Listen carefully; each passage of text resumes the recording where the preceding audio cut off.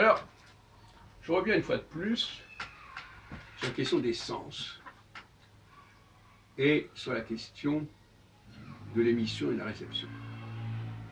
Alors, je sais qu'on a beaucoup d'émissions, beaucoup de débats là-dessus, sur nos ondes, dans nos cafés philo. Ça peut être un peu lassant. Et c'est une piste que j'ai creusée et on continue à creuser. Parce que c'est pas si simple. D'abord, il faut distinguer absolument la lecture et l'écriture du champ sensoriel. Plus exactement, ce sont des formes sensorielles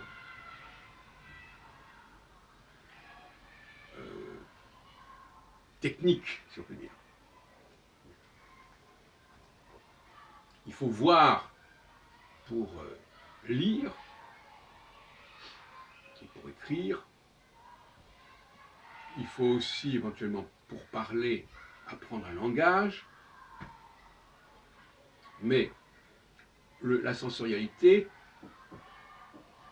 première n'est pas de cet ordre-là. Nous n'avons pas l'organe de la vue pour lire.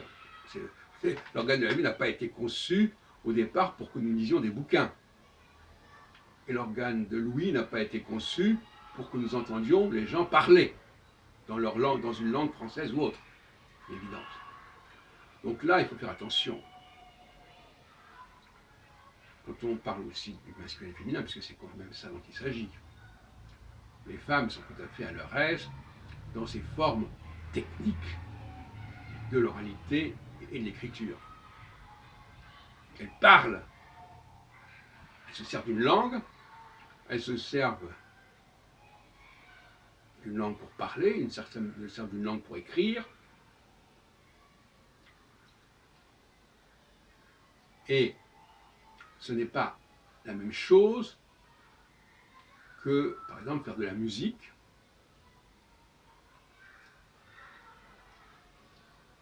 ou que observer le monde. Regardez ce qui se passe. Regardez le ciel. Observez le ciel. Pas la même chose. On ne peut pas tout mélanger.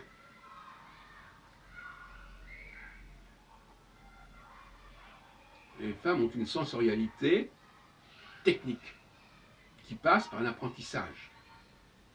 Les hommes ont une sensorialité qui déborde complètement du technique et qui passe par quelque chose de non verbal, de non écrit, de non langagier. C'est pour ça que l'autre jour je faisais un exposé là-dessus sur le fait que l'argent et la langue sont des contraintes qui nous sont imposées. En revanche, on peut sortir de ces contraintes par le troc, par des formes de communication non verbale, etc. Donc là aussi, il y a un clivage, il y a une frontière qui passe.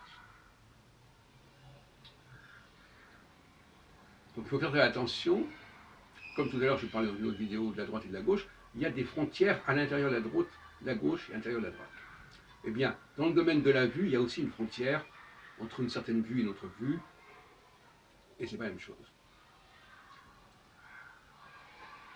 Employer une langue, ce n'est pas la même chose que de regarder le monde et que d'entendre le monde.